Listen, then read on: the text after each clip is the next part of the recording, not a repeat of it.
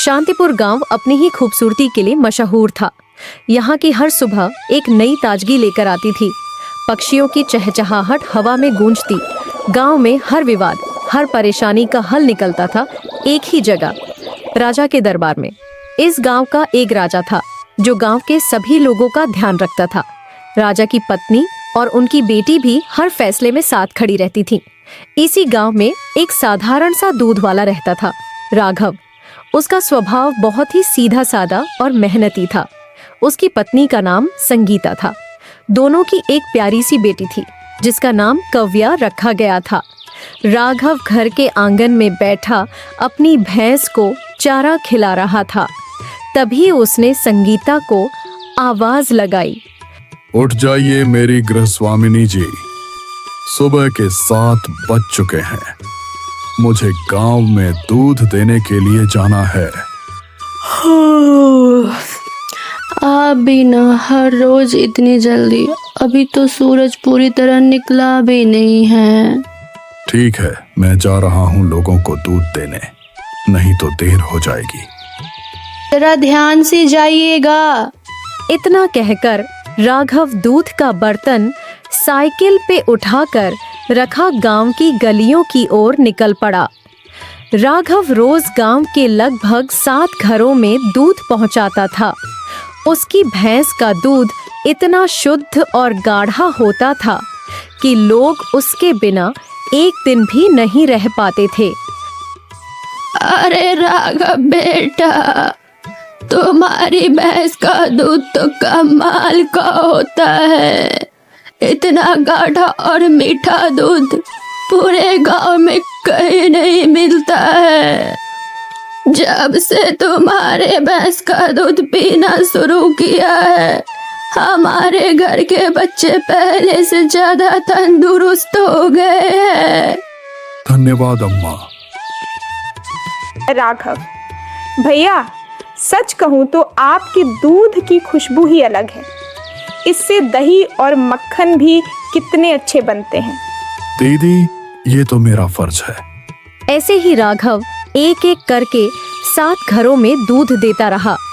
भैंस ही उसके लिए सब कुछ थी। उसी के दूध से उसके घर का खर्च चलता था। उसी के दूध से कव्या की पढ़ाई लिखाई होती थी और उसी से वह अपने परिवार का भरण पोषण करता था। एक दिन राघव दूध ग्राहक को देकर घर लौट रहा था। अरे ओ दूध वाले भैया। हाँ बहन, बोलो। आपके दूध का चर्चा तो पूरे गांव में है। क्या आप मुझे नहीं दोगे अपनी भैंस का दूध? जरूर देता बहन, लेकिन अभी जितना भी होता है वो सारे ग्राहक को दे रहे हैं, इसीलिए अब भी नहीं हो पाएगा। जब होगा तब बता देंगे आपको। जिंदगी ऐसे ही चल रही थी, लेकिन एक दिन अचानक मुसीबत आ गई। राघव को तेज बुखार हो गया। शुरुआत में उसने सोचा कि शायद हल्की थकान है, लेकिन धीरे धीरे उसकी हालत बिगड़ने लगी। सुनिए, हमें डॉक्टर के यहाँ जाना चाहिए। कैसे संगीता, हमारे पास इतने पैसे नहीं हैं। संगीता के आंख में आंसू आ गया। ठीक है, आप आराम कीजिए। लोगों को दूध देने के लिए मैं खुद चली जाऊंगी और घर भी संभाल लूंगी। संगीता की आवाज में दृढ़ता थी। उसका मन जानता था कि पति की बीमारी में जिम्मेदारी अब उसी पर आ गई है। सुबह होते ही जब पूरे गांव में लोग अभी नींद में डूबे होते, तब संगीता 5 बजे ही उठ जाती। वह घर का सारा काम संभालती, बर्तन धोना, चूल्हा जलाना और फिर 7 बजे से गांव में दूध देने निकल पड़ती। उस दिन भी ऐसा ही हुआ। जब वो सारे ग्राहक को दूध देकर घर लौट रही थी, एक बूढ़ी औरत ने उसे रोक लिया। अरे ओ दूध वाली, सुनती हो? इधर आओ, इधर आओ। तू राघव दूध वाली की पत्नी है ना? जी अम्मा। सुना है तेरे भैंस का दूध बहुत अच्छा होता है। क्या मुझे भी तू अपने भैंस का दूध देगी? संगीता कुछ पल सोच में पड़ गई। उसके मन में विचारों की आंधी उठी। मेरी भैंस तो इतनी दूध देती नहीं है कि मैं इस अम्मा को भी दूँ, लेकिन अगर मैं इन्हें भी देने लगूँ तो थोड़ा और पैसा आ जाएगा। हाँ, अगर मैं दूध में थोड़ा पानी मिला दूँ तो दूध ज़्यादा हो जाएगा। अरे ओ दूध वाली, क्या सोचने लगी? अरे नहीं नहीं अम्मा, कुछ नहीं, मैं आपको कल से दूध दूंगी। यही आपका घर है ना? हाँ, यही मेरा घर है। कई लोग उसके पास आने लगे। सबने कहा कि वे भी उसका भैंस का दूध लेना चाहते हैं। संगीता, जो पहले संकोच में थी, अब लालच में आ गई। उसने सबको हाँ कह दिया। लगभग 20 लोगों को दूध देने का वादा कर लिया। संगीता जब घर लौटी तो उसने देखा कि उसकी भैंस खा ही नहीं रही थी। सुबह जो चारा उसने डाला था वैसा ही रखा हुआ था। उसका दिल धक धक करने लगा। ये क्या हो गया? भैंस क्यों नहीं खा रही है? उसने तुरंत गांव के वैद्य को बुलाया। वैद्य ने आकर भैंस को ध्यान से देखा और कहा, तुम्हारी भैंस बीमार है। इसका अच्छे से ध्यान नहीं रखा गया है। समय पर नहलाना, प्यार से खिलाना पिलाना, इसकी देखभाल करना बहुत जरूरी होता है। अगर इसे अनदेखा करोगी तो बीमार हो जाएगी। संगीता की आंखों में आंसू भर आए। उसे याद आया कि कैसे राघव अपनी भैंस का ख्याल बच्चों से भी बढ़कर रखता था। वह भैंस को रोज नहलाता था, साफ सफाई करता, समय पर चारा खिलाता। सुबह का समय था। मुर्गे की बांग गांव में गूंज चुकी थी। जल्दी जल्दी उठकर आंगन में आई। वह अपनी भैंस के पास पहुंची। संगीता ने डोरी ढीली की और दूध दोहने बैठ गई। अरे अरे ये क्या हो गया? आज भैंस ने इतना कम दूध क्यों दिया है? रोजाना 8 लीटर दूध देने वाली भैंस अब केवल 5 लीटर दूध ही दे रही थी। हे भगवान, मुझे तो 20 घरों में दूध देना है, फिर 5 लीटर दूध से कैसे काम चलेगा? उसका मन द्वंद्व में फंस गया, लेकिन फिर उसने मन ही मन निश्चय किया। और कोई उपाय नहीं है, मुझे दूध में पानी मिलाना ही पड़ेगा, तभी मैं सबको दूध पहुंचा पाऊंगी। उसने बड़े बर्तन में दूध रखा और उसमें पर्याप्त मात्रा में पानी मिला दिया। बर्तन को उठाकर वह गांव के घर घर चल पड़ी। दूध सबको देने के बाद जब वह घर लौटी तो सीधे रसोई में चली गई। जल्दी जल्दी खाना बनाया, फिर थाली सजाकर बीमार राघव के पास पहुंची। लीजिए, खाना खाइए, उसके बाद दवा भी खा लीजिएगा। संगीता, इलाज के लिए पैसे कहाँ से आएंगे? जल्द ही हो जाएगा, अब ज्यादा मत सोचिए। संगीता, कुछ गलत मत करना। आपको अपनी पत्नी पर विश्वास नहीं है क्या?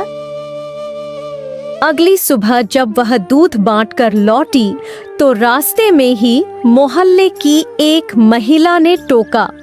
अरे दूध वाली दीदी, कल जो दूध दिया था उसमें तो बहुत ज्यादा पानी लग रहा था।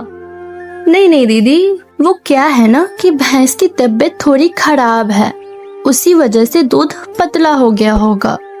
औरत ने शक भरी नजरों से देखा पर आगे कुछ नहीं कहा। लेकिन धीरे धीरे शिकायतें बढ़ने लगीं। गांव के 20 घर से एक जैसी बात सुनाई देने लगी। दूध में पानी है, दूध पतला है। फिर भी संगीता ने वही सिलसिला जारी रखा। 5-6 दिन तक उसने दूध में पानी मिलाकर सबको दिया। शाम होते ही मोहल्ले की औरतें आपस में बातें करने लगीं। जब से राघव की पत्नी दूध देने आती है तब से दूध कुछ ज्यादा ही पतला और पानी जैसा रहता है। दीदी, आपका भी दूध पतला रहता है। गांव की कई महिला जब आपस में बातचीत की तो पता लगा कि उसकी पत्नी गांव के 20 घरों में दूध देती है, लेकिन उसका पति तो 7 से 8 घरों में ही दूध देता था। हाँ, लेकिन उसकी भैंस तो बीमार है, इतना दूध आएगा कहाँ से? इसका मतलब वह दूध में पानी मिलाकर हम सबको देती है। तभी तो इतना पतला दूध मिल रहा है। पहले राघव कितना बढ़िया दूध देता था, अब तो बस पानी ही पानी लगता है। गांव के कुछ लोग मिलकर राजमहल पहुंचे। वे सीधे राजा और राजमाता के सामने गए और कहा, राजमाता, हमारे गांव में एक दूध वाला था राघव। उसका दूध बहुत ही अच्छा और शुद्ध होता था, लेकिन जब से उसकी पत्नी दूध देती है उसमें बहुत ज्यादा पानी की मिलावट हो रही है। राघव तो सिर्फ 7-8 घरों में दूध देता था, लेकिन उसकी पत्नी पूरे 20 घरों में दूध पहुंचा रही है, जबकि उसकी भैंस बीमार है। राजमाता, आप संगीता को सजा दीजिए ताकि भविष्य में गांव में कोई भी ऐसा गलत काम न करे। राजा ने सबकी बातें सुनी, फिर गंभीर स्वर में कहा, ठीक है, कल सुबह होते ही संगीता को दूध के साथ यहाँ बुलाया जाएगा। वह पूरे 20 घरों को दूध देती है, उतना दूध कल हमारे सामने होना चाहिए। हम पहले दूध की जांच करेंगे। अगर दूध में पानी मिला होगा तो उसे 6 महीने के लिए जेल में डाल दिया जाएगा, ताकि मेरे शांतिपुर गांव में कोई भी दोबारा ऐसा गलत काम करने की हिम्मत न करे। राजमहल में ही एक आदमी था जिसकी पहचान पहले से संगीता से थी। वह सब सुन चुका था। वह चुपके से संगीता से मिला और बोला, संगीता, सावधान रहना। कल सुबह तुम्हें राजमहल में बुलाया जाएगा। दूध की जांच होगी। अगर पानी मिला होगा तो तुम्हें 6 महीने के लिए जेल हो जाएगी। संगीता का चेहरा सफेद पड़ गया। उसकी सांसें तेज हो गई। अगर मैंने राघव को सब सच बता दिया तो उसका विश्वास टूट जाएगा। उसने हमेशा मुझ पर भरोसा किया है। वह मुझे अपनी पत्नी ही नहीं, अपना साथी मानता है। अगर उसे पता चला कि मैंने दूध में पानी मिलाया है तो उसका विश्वास चूर चूर हो जाएगा। नहीं, मैं ऐसा नहीं कर सकती हूँ। तनाव से भरी हुई वह घर से बाहर निकल गई। पगडंडी पर चलते चलते उसके पांव अपने आप जंगल की ओर बढ़ने लगे। जंगल में गहराई तक पहुंचकर उसे एक नदी का किनारा मिला। वह नदी किनारे जाकर बैठ गई। क्या करूं, क्या ना करूं, कैसे बचूं? अगर मुझे कुछ हो गया तो फिर राघव और काव्या का ध्यान कौन रखेगा? उसकी आंखें नम थीं। तभी उसकी नजर पानी की लहरों पर पड़ी। वहां एक नन्हा सा पक्षी का बच्चा डूब रहा था, छोटा सा, कमजोर, जिसने अभी उड़ना सीखा भी नहीं था। संगीता झटपट उठी। उसने बिना देर के हाथ बढ़ाकर उस बच्चे को पानी से बाहर निकाला। उसकी सांसें तेज थीं, पर उसने उस नन्हे को अपने हाथों में संभाल लिया। जैसे ही उसने बच्चे को बचाया, अचानक ऊपर से एक बड़ी चिड़िया उड़कर आई। बड़ी चिड़िया उसके चारों ओर चक्कर काटने लगी। संगीता चौंक गई। वह बच्चा और बड़ी चिड़िया दोनों अपने असली रूप में आ गए। संगीता की आंखें फैल गईं। संगीता हक्की बक्की रह गई। उसने डर और हैरानी से पूछा, कौन हो तुम दोनों? तुम लोग तो बहरूपीय लगते हो। नहीं, हम बहुरूपीय नहीं हैं। हम दोनों वास्तव में एंजल हैं। ये मेरी बेटी है। इसे अच्छे से पालने के लिए हम जंगल में चिड़िया का रूप लेकर रह रहे थे। मैं इसे उड़ना सिखा रही थी, लेकिन अभी यह सीख नहीं पाई। इसी कारण यह नदी में गिर पड़ी और तुमने इसे बचा लिया। मैं तुम्हारा आभार कैसे मानूं? संगीता चुप रही। उसका मन कहीं और था। वह बस सोच में डूबी हुई थी। क्या हुआ? किस सोच में डूबी हो?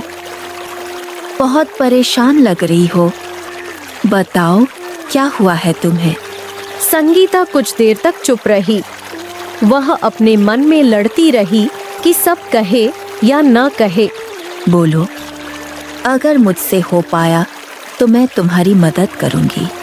संगीता धीरे धीरे पूरी बात बताती है। मैंने जो भी किया वो सिर्फ अपने पति के लिए किया। उसका इलाज कराने के लिए पैसे चाहिए थे, लेकिन हाँ, थोड़ा लालच भी कर लिया। मैंने दूध में पानी मिलाया।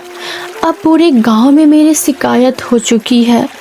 कल सुबह राजा के दरबार जाना होगा। अगर दूध में मिलावट साबित हो गई तो मुझे सजा मिलेगी, जेल जाऊंगी। इससे न केवल मेरी बदनामी होगी बल्कि मेरे पति का भी विश्वास टूट जाएगा। ठीक है, तुम रो मत, मैं तुम्हें कुछ देती हूँ। एंजल ने अपने जादुई हाथ फैलाए और 2 चीजें प्रकट की। पहली चीज थी दूध की एक बोतल। यह लो दूध, इसे मिट्टी के एक मटके में डाल देना। जब तक तुम्हारे पति की तबीयत ठीक नहीं हो जाती, यह दूध कभी खत्म नहीं होगा। दूसरी चीज थी एक जादुई अमरुद। इसे अपनी भैंस को खिला देना। इसे खाने के बाद कल सुबह तक तुम्हारी भैंस पूरी तरह से स्वस्थ हो जाएगी। क्या यह सचमुच काम करेगा, या तुम झूठ तो नहीं बोल रही हो? नहीं, मैं एक एंजल हूँ, मैं कभी झूठ नहीं बोलती। यह सचमुच काम करेगा। बहुत बहुत धन्यवाद, आपने मेरी जिंदगी बचा ली। ठीक है, आप सीधे घर जाओ। संगीत अब हल्के मन से घर लौटी। घर पहुंचते ही उसने जादुई दूध को मिट्टी के मटके में रखा।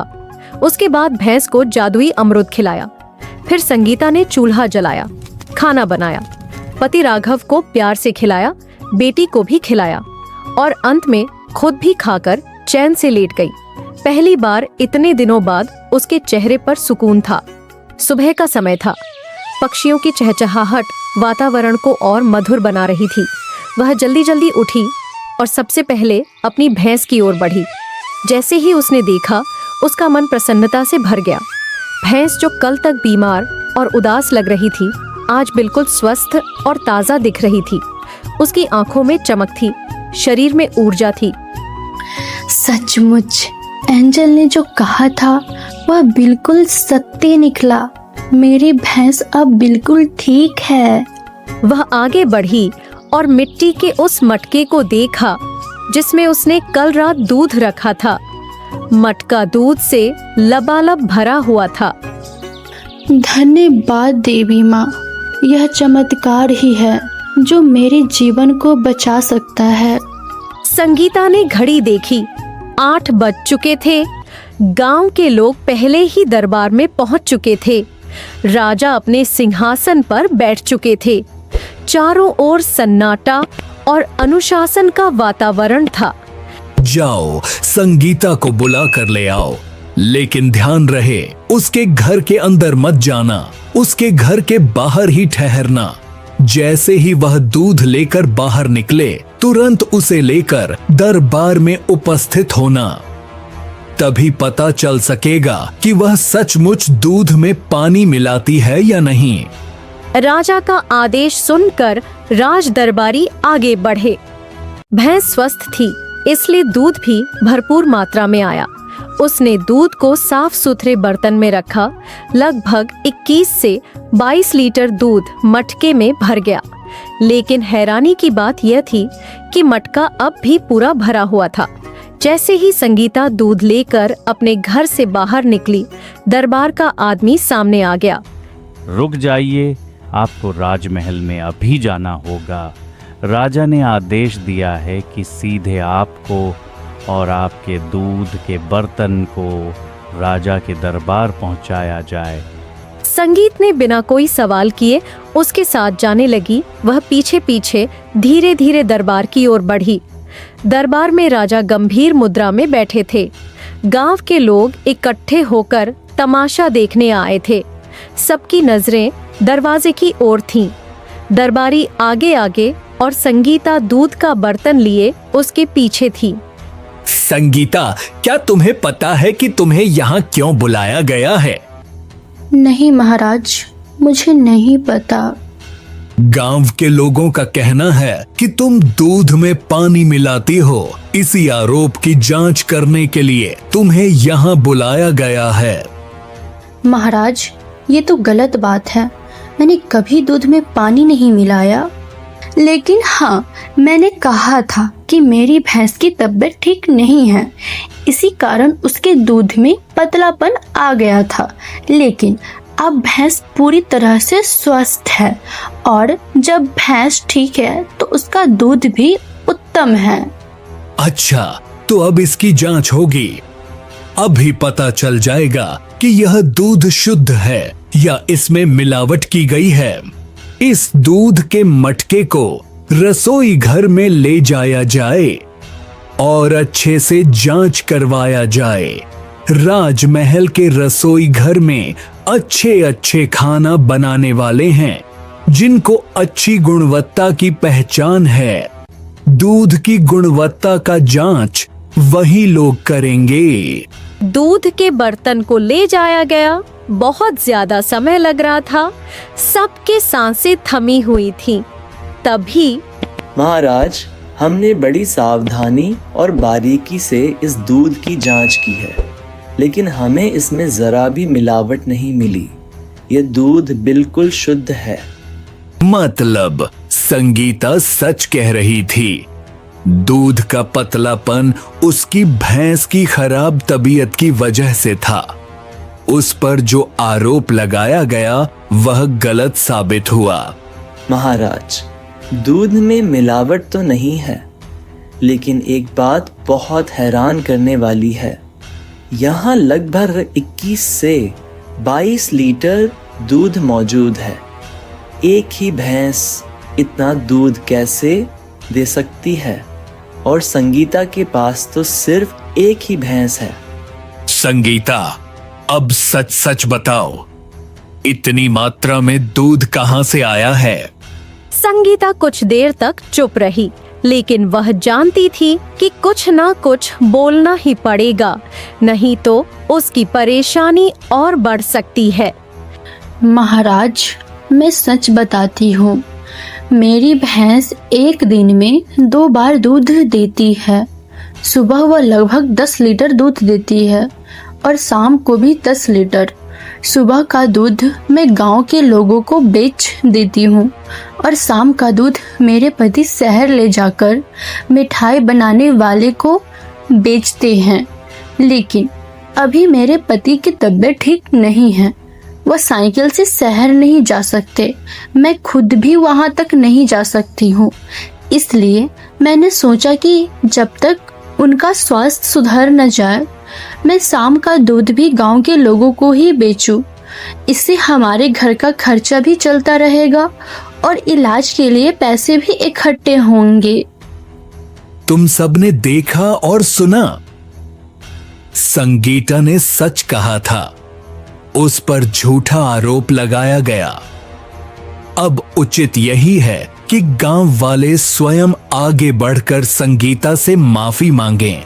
गांव के लोग शर्मिंदा हो उठे। संगीता बहन, हमें माफ कर दो।